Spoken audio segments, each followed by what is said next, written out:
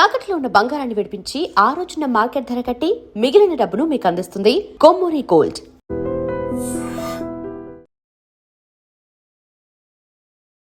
I dream ప్రేక్షకులకు నమస్కారం. మనం ఈరోజు టాపిక్లో మన ప్రధానమంత్రి మోడీ గారు మొన్న హైదరాబాద్ విజిట్ చేసిన సందర్భంగా కొన్ని సూచనలు చేశారు దేశ ప్రజలకి. ఏమిటంటే బంగారము ఒక సంవత్సరం పాటు కొనటం ఆపండి లేదా తగ్గించండి. అలాగే ప్రైవేట్ ట్రాన్స్పోర్ట్ కంటే కూడా పబ్లిక్ ట్రాన్స్పోర్ట్ అంటే మెట్రోల్లో అలా వెళ్ళటానికి ప్రయత్నించండి. వర్క్ ఫ్రమ్ హోమ్ ట్రై చేయండి. తర్వాత నూనెల వాడకం తగ్గించండి. ఈ విధమైన సూచనలు చేశారు. ఎందుకు చేశారు ఏమిటి అనేది మనం ఆలోచించుకుందాం. ఇప్పుడు చూడండి, ఇప్పుడు మనకి ఇరాన్, ఇజ్రాయెల్, అమెరికా మధ్య యుద్ధం కొనసాగుతుంది ఫిబ్రవరి 28 నుంచి. ఈ అనిశ్చితి వల్ల ఏమైందంటే యాక్చువల్గా క్రూడ్ ఆయిల్ సరఫరా ఎక్కువ, డిమాండ్ తక్కువ క్రూడ్ ఆయిల్కి ప్రపంచవ్యాప్తంగా. అయితే ఒకప్పుడు $60 పర్ బ్యారెల్ ఉన్న క్రూడ్ ఆయిల్ ఈ యొక్క యుద్ధం వల్ల, హార్మోజ్ జలసంధి దగ్గర ఉద్రిక్తల వల్ల, కొంతకాలం ఇరాన్ ఆపటం వల్ల కావచ్చు, ఏమైంది సుమారుగా $150 పర్ బ్యారెల్కి వెళ్ళి ఇప్పుడు $105 పర్ బ్యారెల్ దగ్గర ఉంది. అయితే మన భారతదేశము క్రూడ్ ఆయిల్ని ఇంపోర్ట్ చేసుకునే దేశం. అంటే 80% మనం ఇంపోర్ట్ చేసుకుంటాం క్రూడ్ ఆయిల్. సో ఎప్పుడైతే క్రూడ్ ఆయిల్ లాస్ట్ 1 ఇయర్లో క్రూడ్ ఆయిల్ అరౌండ్ 60% సర్జ్ అయింది, పెరిగింది. క్రూడ్ ఆయిల్ పెరగటం వల్ల ఏమైందంటే మనము ఎక్కువ డాలర్స్ పెట్టి క్రూడ్ ఆయిల్ కొనవలసి వస్తుంది. దీనివల్ల ఏమైందంటే మన యొక్క ఫారెక్స్ రిజర్వ్స్, అంటే జనరల్గా ట్రేడ్ బ్యాలెన్స్ ఆఫ్ పేమెంట్స్ అంటే ఏమిటంటే, ఇప్పుడు మనం ఎక్స్పోర్ట్స్ ఎక్కువ చేసి ఇంపోర్ట్స్ తక్కువ చేసుకుంటే మన యొక్క ట్రేడ్ సర్ప్లస్లో ఉంటుంది, మన యొక్క బ్యాలెన్స్ ఆఫ్ పేమెంట్స్ సర్ప్లస్లో ఉంటుంది. కానీ మన దేశంకి ఎక్స్పోర్ట్స్ తక్కువ, ఇంపోర్ట్స్ ఎక్కువ కాబట్టి మనం ట్రేడ్ డిఫిషిట్స్లో ఉన్నాం. అయితే మనం క్రూడ్ ఆయిల్ దిగుమతి చేసుకునేటప్పుడు డాలర్స్లో పే చేస్తాం. అంటే అంతర్జాతీయంగా ట్రేడ్ అంతా డాలర్స్లో పే చేస్తారు. సో మనం క్రూడ్ ఆయిల్ దిగుమతి చేసుకోవటం, డాలర్స్లో పే చేయటం వల్ల మన డాలర్స్ బయటికి వెళ్ళిపోతున్నాయి. అలాగే మనం గోల్డ్ కూడా ఇంపోర్ట్, మన దేశంలో మనం సుమారుగా సంవత్సరానికి 700-800 టన్నుల గోల్డ్ కొంటూ ఉంటాం. ప్రజలు కావచ్చు, సెంట్రల్ బ్యాంక్స్ కావచ్చు సుమారుగా. అయితే మన దేశంలో ప్రొడ్యూస్ అయ్యేది కేవలం 1-2% మాత్రమే, 5% లోపే మన దేశంలో గోల్డ్ మ్యానుఫ్యాక్చర్ చేసేది. సో మనం ఎక్కువ ఇంపోర్ట్ చేసుకుంటాం. కాబట్టి గోల్డ్ ఇంపోర్ట్ చేసుకోవటం వల్ల కూడా మన దేశం యొక్క ఫారెక్స్ రిజర్వ్స్, అంటే ప్రతి దేశం కూడా ఇంపోర్ట్ చేసుకోవటం కోసం ఫారెక్స్ రిజర్వ్స్ డాలర్స్ పెట్టుకుంటాయి. ఇప్పుడు 6 నెలల క్రితం వరకు మన యొక్క ఫారెక్స్ రిజర్వ్స్ సుమారుగా $730-740 బిలియన్ ఉన్న ఫారెక్స్ రిజర్వ్స్ మే 1 వచ్చేవరకు $690 బిలియన్ తగ్గిపోయింది. అంటే మన యొక్క forex reserves crude oil rate పెరగటం వల్ల, అలాగే ఎక్కువ బంగారం దిగుమతి చేసుకోవటం వల్ల మన యొక్క ఫారెక్స్ రిజర్వ్స్ తగ్గిపోతున్నాయి. ఫారెక్స్ రిజర్వ్స్ తగ్గితే ఏమవుతుందంటే, ఇప్పుడు మనం ఉదాహరణకి 1991లో మనము వస్తువులు కానీ సేవలు కానీ దిగుమతి చేసుకోవడానికి 91లో పివి నరసింహరావు గారు అప్పుడు ప్రైమ్ మినిస్టర్ ఉన్నప్పుడు కేవలం 2-3 వారాలకు సరిపడా ఫారెక్స్ నిల్వలు మాత్రమే ఉన్నాయి. అంటే 2-3 వారాల తర్వాత మనం ఏమి ఇంపోర్ట్ చేసుకోవాలన్నా కానీ డబ్బులు కట్టడానికి, డాలర్స్ రూపాయన కట్టడానికి మన దగ్గర నిల్వలు లేవు.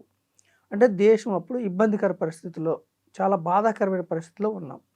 అప్పుడు ఏం చేశారంటే పివి నరసింహరావు గారు, మన్మోహన్ సింగ్ గారు, వీళ్ళు ఏం చేశారంటే మన యొక్క మన దగ్గర ఉన్న బంగారం నిల్వలని ప్లెడ్జ్ చేసి అప్పు తీసుకొని దేశాన్ని నడపడానికి మళ్ళీ ఫారెక్స్ రిజర్వ్స్ సమకూర్చుకున్నారు. తర్వాత సరళీకరణలో భాగంగా, అంటే లిబరలైజేషన్లో భాగంగా ఫారిన్ పెట్టుబడులను ఆహ్వానించడం వల్ల మన దేశం మళ్ళీ సరళీకరణ వల్ల, రిఫార్మ్స్ వల్ల, ఆర్థిక రిఫార్మ్స్ వల్ల మన దేశం ముందుకెళ్ళి మళ్ళీ అప్పు తీర్చేసి మన గోల్డ్ మనం వెనక్కి తెచ్చుకున్నాం, ముందుకెళ్ళాం. అయితే ఇప్పుడు కూడా అప్పటి నుంచి మనం ఏం నేర్చుకున్నామంటే, దేశం పటిష్టంగా ఉండాలంటే ఫారెక్స్ రిజర్వ్స్ మన దేశానికి ఉండాలి. సో మనం ఫారెక్స్ రిజర్వ్స్ పెట్టుకుంటున్నాం. ఫారెక్స్ రిజర్వ్స్ని ₹2 పెట్టుకుంటున్నాం మనం. ₹2 డాలర్స్ రూపాయన పెట్టుకుంటున్నాం. కొంత 15-20% బంగారం రూపాయన కూడా పెట్టుకుంటున్నాం. సో మనకి ఎప్పుడైతే $730-740 బిలియన్ ఫారెక్స్ రిజర్వ్స్ ఇప్పుడు 690కి తగ్గాయో కారణం ఏమిటంటే క్రూడ్ ఆయిల్ రేట్ పెరగటం వల్ల ఇంపోర్ట్ చేసుకోవడం వల్ల, అలాగే మిక్కిలి ఎక్కువ బంగారం మనం ఇంపోర్ట్ చేసుకోవటం వల్ల, ఇంపోర్ట్ బిల్ ఎక్కువ అవటం వల్ల మన యొక్క ఫారెక్స్ రిజర్వ్స్ తగ్గుతున్నాయి. తర్వాత ఎప్పుడైతే ఈ ఫారెక్స్ రిజర్వ్స్ తగ్గటం, అదేవిధంగా ఇప్పుడు ఇలా ఫారెక్స్ రిజర్వ్స్ తగ్గినప్పుడు రూపాయి విలువ పడిపోతూ ఉంటుంది. అసలు మనకి కరెంట్ అకౌంట్ డెఫిసిట్ అంటే మనకి ట్రేడ్ డెఫిసిట్ ఉంది. అంటే ఎక్స్పోర్ట్స్ తక్కువ, ఇంపోర్ట్స్ ఎక్కువగా, ట్రేడ్ డెఫిసిట్ ఉంది మనకి. సో ఈ ఫారెక్స్ రిజర్వ్స్ తగ్గటం వల్ల ఎఫ్ఐఐలు మనకి జనరల్గా ఏమిటంటే కరెంట్ అకౌంట్ తర్వాత క్యాపిటల్ అకౌంట్ అని ఉంటాయి. ఇప్పుడు మనం ఎక్కువ డాలర్స్ పే చేయటం వల్ల కరెంట్ అకౌంట్ డెఫిసిట్లో పడింది. ఎఫ్ఐఐలు కూడా మన యొక్క స్టాక్ మార్కెట్స్ మీద నమ్మకం కోల్పోవటం వల్ల ఎఫ్ఐఐలు కూడా బయటికి వెళ్ళటం వల్ల రూపాయి మీద ప్రెషర్ పడింది. అంటే ఫారెక్స్ మార్కెట్లో స్పెక్యులేటర్స్ రూపాయిని ఎక్కువ అమ్ముతున్నారు. రూపాయి విలువ పడిపోతుంది. డాలర్కి విరుద్ధంగా రూపాయి విలువ పడిపోతుంది. సో గత 6 నెలల్లో సుమారుగా మనకి లాస్ట్ 1 ఇయర్లో అరౌండ్ 15% రూపాయి విలువ డిప్రిషియేట్ అయింది. అంటే 15% అంటే హ్యూజ్. అంటే 2013లో మనకి ఈ పరిస్థితి ఎదురైంది. అయితే మనం ఇప్పుడు మన దేశం నుంచి ఫారెక్స్ రిజర్వ్ డాలర్స్ బయటికి వెళ్లకుండా ఆపాలంటే ఒకటేం చేయాలంటే మనం ఇంపోర్ట్స్ తగ్గించుకోవాలి. ఇంపోర్ట్స్ ఏం తగ్గించుకోవాలి? సపోజ్ క్రూడ్ ఆయిల్ మనకి గ్యాస్కి కానీ, డీజిల్ కానీ, పెట్రోల్కి కానీ క్రూడ్ ఆయిల్ కీలక పాత్ర. క్రూడ్ ఆయిల్ని తగ్గించే పరిస్థితి లేదు. సో అందుకని ఏం చేయాలి? మనము దాని యొక్క వినియోగాన్ని తగ్గించాలి. అంటే క్రూడ్ ఆయిల్ని మన దగ్గర ఉన్న వాటితోనే అడ్జస్ట్ అయ్యేలాగా మనము ట్రాన్స్పోర్ట్ ప్రతి ఒక్కళ్ళు కారు, బైకు కాకుండా పబ్లిక్ ట్రాన్స్పోర్ట్ మీద ఆధారపడితే మన యొక్క క్రూడ్ ఆయిల్ వినియోగాన్ని తగ్గించవచ్చు. అంటే డీజిల్ కానీ వాటి కానీ. అది ప్రధానమంత్రి గారు సలహా ఇచ్చారు. రెండవది ఏమిటంటే యాక్చువల్గా బంగారం వల్ల మనకి ఇంపోర్ట్ బిల్లు బాగా పడుతుంది. బంగారం ఒక 1 ఇయర్ పాటు మీరు కొనకుండా వాయిదా వేసుకుంటే మన యొక్క డాలర్స్ బయటికి వెళ్ళకుండా మన యొక్క ఫారెక్స్ రిజర్వ్స్ స్ట్రెంగ్తెన్ ఉంటాయి అన్నదాన్ని. ఎందుకు బంగారం కొనుక్కుంటే ఏమిటి అంటే బంగారం ఏంటంటే మనకి అన్ప్రొడక్టివ్ అసెట్. అంటే ఇప్పుడు మీరు బంగారం కొనుక్కున్నారనుకోండి, వ్యక్తులు వాళ్ళ ఇంట్లో ఉంటుంది. బంగారం పెరిగితే వాళ్ళకి మాత్రమే లాభం, దేశానికి ఎకానమీకి పెద్దగా ఉపయోగం ఉండదు. వాళ్ళ వ్యక్తిగత సంపద పెరుగుతుంది. వాళ్ళకి ఎమర్జెన్సీలో ఇన్ఫ్లేషన్ హెడ్జింగ్కి కానీ, ఎమర్జెన్సీలో లోన్లకు కానీ ఓకే. కానీ వేరే బంగారం కాకుండా మీరు స్టాక్స్ కానీ, మ్యూచువల్ ఫండ్స్ కానీ, బాండ్స్ కానీ, లేదంటే ఎఫ్డి చేస్తే కూడా ఏంటంటే ఎకానమీకి బూస్ట్ అవుతుంది. అంటే స్టాక్స్ కొనుక్కున్నారనుకోండి, మ్యూచువల్ ఫండ్స్ కొనుక్కున్నారనుకోండి, సపోజు కంపెనీస్కి డబ్బు వస్తుంది. ఇంకా వాళ్ళ కంపెనీస్ ఎక్స్పాండ్ చేస్తాయి, ఎంప్లాయ్మెంట్ జనరేట్ అవుతుంది. అంటే ఎకానమీకి అంటే ప్రొడక్టివ్ అసెట్ ఇది. వేరే మీరు ఇండివిజువల్స్ గోల్డ్ కొనుక్కుంటే అన్ప్రొడక్టివ్ అసెట్. సో ఆయన ఏమన్నారంటే బంగారాన్ని ఒక 1 ఇయర్ పాటు మీరు కొనటం తగ్గిస్తే మన దేశం మీద భారం తగ్గుతుంది అన్నది. రెండవది ఏమిటంటే మనకు ఫారెక్స్ రిజర్వ్ $690 పడిపోవడం వల్ల రూపాయి విలువ 95 వరకు వెళ్ళింది. అంటే డాలర్తో కంపేర్ చేసుకుంటే 15% డౌన్ అయింది. జనరల్గా 2013లో కూడా ఇలాగే డౌన్ అయింది. ఇలాగే డౌన్ అయినప్పుడు అప్పటి ఆర్థిక మంత్రి కానీ, అప్పుడు మన్మోహన్ సింగ్ గారు కానీ, ప్రధానమంత్రి కానీ, ఆర్బీఐ గవర్నర్ దువ్వూరి సుబ్బారావు గారు కానీ వాళ్ళు ఏం చేశారంటే ఇలాగే గోల్డ్ మీద కొంత రిస్ట్రిక్షన్స్ విధించి ఆపారు. అప్పుడు మళ్ళీ మన యొక్క కరెన్సీ డిప్రిషియేట్ అవటం ఆగి మళ్ళీ నిలదొక్కుంటుంది. అంటే మానిటరీ పాలసీలో భాగంగా ఏం చేస్తారంటే కరెన్సీ పడిపోతున్నప్పుడు దేశాలు ఎందుకు పడిపోతుంది అంటే ఒక కుటుంబానికి ఇబ్బంది వచ్చినప్పుడు కుటుంబం పెద్ద ఏ విధంగా అయితే గైడెన్స్ ఇస్తారో ఆ విధంగా దేశానికి మనకి మోడీ గారు గైడెన్స్ ఇచ్చారు. అంటే బంగారం ఇంపోర్ట్స్ తగ్గించుకుంటే మన యొక్క డాలర్స్ బయటికి వెళ్లకుండా మన యొక్క ఫారెక్స్ రిజర్వ్స్ నిలబడతాయని ఒకటి. రెండవది ఏంటి, క్రూడ్ ఆయిల్ని మనం ప్రజలందరూ ఇండివిజువల్ వెహికల్స్ కాకుండా పబ్లిక్ ట్రాన్స్పోర్ట్ యూజ్ చేసుకుంటే మంచిది అన్నారు. ఇంకొకటి ఏమన్నారు ఆయన, తర్వాత డీజిల్ ఆధారిత పంపులు కాకుండా ఎలక్ట్రిక్ ఆధారిత పంపులు, సోలార్ వెహికల్స్ వైపు వెళ్తే మనం ఎప్పుడు క్రూడ్ ఆయిల్ మీద డిపెండ్ అవ్వకుండా సోలార్ వైపు వెళ్తే కొంత డిపెండెన్సీ తగ్గుతుంది అన్నారు ఆయన. అయితే మనం ఇంకా ఇంపోర్ట్ ఎక్కువ చేసుకునే వాటిలో ఫెర్టిలైజర్స్ కూడా ఎక్కువ ఉంది. ఎందుకంటే మన దగ్గర న్యాచురల్ గ్యాస్ తక్కువ కాబట్టి ఫెర్టిలైజర్స్ మనము గల్ఫ్ దేశాల నుంచి కానీ వేరే దేశాల నుంచి మనం దిగుమతి చేసుకుంటాం. ఇవి తప్పదు. ఎందుకంటే ఫెర్టిలైజర్స్ ఎందుకు తప్పదంటే మనది ఎక్కువ శాతం వ్యవసాయ ఆధారిత దేశం. అంటే రైతులు ఎక్కువ మంది మన దేశంలో ఉంటారు. వారికి ఫెర్టిలైజర్స్ తప్పదు. సో అందుకనే ఫెర్టిలైజర్స్కి సబ్సిడీ ఇచ్చి గవర్నమెంట్ కొంత భరించి కూడా వాళ్ళు చేస్తున్నారు ఫెర్టిలైజర్స్. దానికి కూడా ఆయన సొల్యూషన్ ఏం చెప్పారంటే పూర్తిగా ఫెర్టిలైజర్స్ మీద ఆధారపడకుండా మనం న్యాచురల్గా ఎరువు తయారు చేసుకునేలాగా అలా చూడండి అని కూడా చెప్పారు ఫెర్టిలైజర్. రెండవది ఏమిటంటే ఫెర్టిలైజర్స్ దిగుమతి వల్ల ఏమిటంటే మన యొక్క అగ్రికల్చర్ ఎకానమీలో కీలకం. ఫెర్టిలైజర్స్ వలన మన యొక్క జీడిపి బూస్ట్ అవుతుంది. సో ఫెర్టిలైజర్స్ మనం అవాయిడ్ చేయడానికి లేదు ఫెర్టిలైజర్స్. తర్వాత ఏం చెప్పారంటే ఆయన ఇంకా వర్క్ ఫ్రమ్ హోమ్ చేసుకుంటే కొంతవరకు ఏమిటంటే మనకి డీజిల్ వాడకం, పెట్రోల్ వాడకం ఇవి తగ్గుతాయి అని చెప్పారు.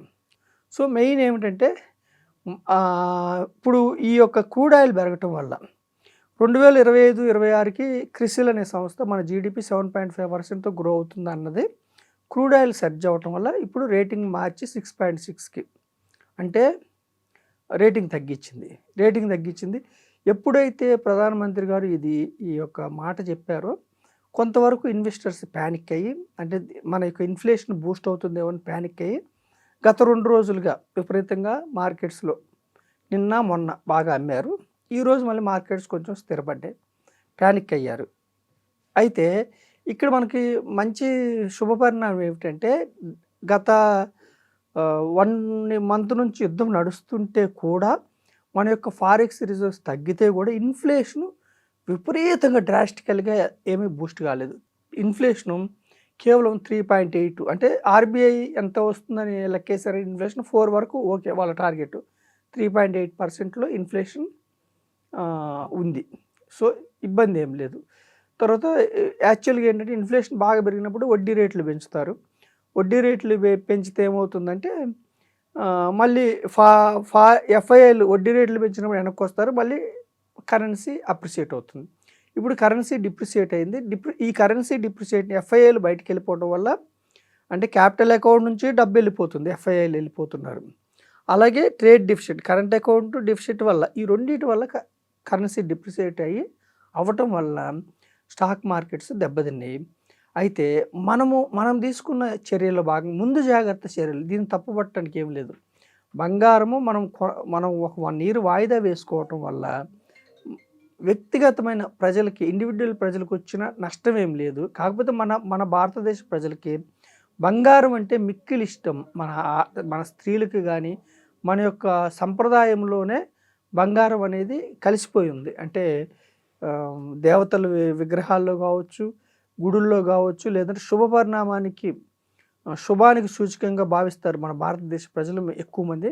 కాబట్టి అయినా కానీ ఏమిటంటే మన దేశ హితం ముఖ్యం కాబట్టి, అంటే వ్యక్తిగత హితం కంటే కూడా దేశ హితం ముఖ్యం కాబట్టి మన దేశము ట్రేడ్ డిఫిసిట్ ఎక్కువ వెళ్ళిపోయి ఫారెక్స్ రిజర్వ్స్ తగ్గిపోయి మళ్ళీ ఇబ్బంది పడకుండా ముందు జాగ్రత్త చర్యగా బంగారం కొనటం తగ్గించుకోవటం అనేది మోడీ గారు ఇచ్చిన పిలుపు చాలా మంచి పిలుపు. ప్రజలు ఆలోచించుకోవాలి. అంటే ఆయన చెప్పకుండా మామూలు వ్యక్తులు, మానిటరీ అథారిటీస్ అంటే ఆర్బీఐ చైర్మన్ గారు కానీ ఇలాంటి వాళ్ళు చెప్తే ఇంత ప్రజలకి ఇంత డీప్గా వెళ్ళదు. దేశ ప్రధాని చెప్పడం వల్ల ఏమిటంటే అందరూ ఎందుకు కొనొద్దన్నారు, ఏమిటని అందరూ ఆలోచించి అర్థం చేసుకుంటున్నారు. కాబట్టి మనం మెయిన్ ఇంపోర్ట్స్, అంటే మన డాలర్స్ బయటికి వెళ్ళిపోయి మన యొక్క దేశము ఇబ్బంది పడకుండా, మన యొక్క కరెన్సీ రూపాయి విలువ తగ్గకుండా, బాగా విపరీతంగా తగ్గితే ఇన్ఫ్లేషన్ పెరిగిపోయి రూపాయికి విలువ పడిపోవటం వల్ల మార్కెట్స్ దెబ్బతింటే, స్టాక్ మార్కెట్స్, రియల్ ఎస్టేట్ దెబ్బతింటుంది, బ్యాంక్స్ దెబ్బతింటాయి. ఇవన్నీ దెబ్బతినకుండా ఆయన ముందు జాగ్రత్త చర్యగా ఏం చేశారంటే ఒక హెచ్చరికలు, మనకు ఒక సలహాలు, ఒక సూచనలు ఇచ్చారు. ఇది మనం నెగిటివ్గా అర్థం చేసుకోకుండా ఆయన సూచనలు పాటిస్తే మళ్ళీ మనకు కొన్ని రోజుల్లో మన రూపాయి విలువ బలపడుతుంది. అలాగే మనకు ఫారెక్స్ రిజర్వ్స్ మళ్ళీ ముందుకెళ్తే, యుద్ధం ఆగిపోతే మళ్ళీ అంతా సామరస్యం అయిపోతుంది. యుద్ధం ఉన్నంత కాలం ఆయన యొక్క పిలుపుని మనం అర్థం చేసుకొని, మనం మన దేశానికి మనం సహకరించి, మన యొక్క మార్కెట్స్‌ని మనం నిలబెట్టుకుందాం. మన యొక్క రియల్ ఎస్టేట్‌ని మనం నిలబెట్టుకుందాం. మన యొక్క ఎకానమీని మనం నిలబెట్టుకుందాం. అయితే ఇంత ఎఫ్ఐఐలు ఈ జనవరి 1 నుంచి ఇప్పటి వరకు 2,00,000 కోట్లు బయటికి తీసుకెళ్ళిపోయారు. ఎఫ్ఐఐలు ఇంత బయటికి తీసుకెళ్తే కూడా మన డొమెస్టిక్ ఇన్వెస్టర్స్ అంటే రిటైల్ ఇన్వెస్టర్స్, మ్యూచువల్ ఫండ్స్ ద్వారా లేదంటే డైరెక్ట్ స్టాక్స్ ద్వారా మన యొక్క డొమెస్టిక్ ఇన్వెస్టర్స్, డిఐఏలు కానీ, రిటైల్ ఇన్వెస్టర్స్ కానీ మన యొక్క స్టాక్ మార్కెట్స్ మీద నమ్మకం ఉంచడం వలన ఇంకా మార్కెట్స్ విపరీతమైన డ్రాస్టికల్గా కొప్పుకోలకుండా కన్సోలిడేటెడ్లో అంటే అరౌండ్ 74,000 సెన్సెక్స్ దగ్గర ఆగినాయి. అంటే 86,000కి వెళ్ళి 74 దగ్గరకు వచ్చినాయి. Okay, long term point of వ్యూలో మీరు ప్యానిక్ అవ్వకండి. మళ్ళీ యుద్ధం ఆగిపోయిన తర్వాత మళ్ళీ బౌన్స్ బ్యాక్ అవుతుంది. మోడీ గారు చేసిన సూచనలు మన దేశానికి హితం కోసమే అని నేను గట్టిగా నమ్ముతున్నాను. Thank you so much.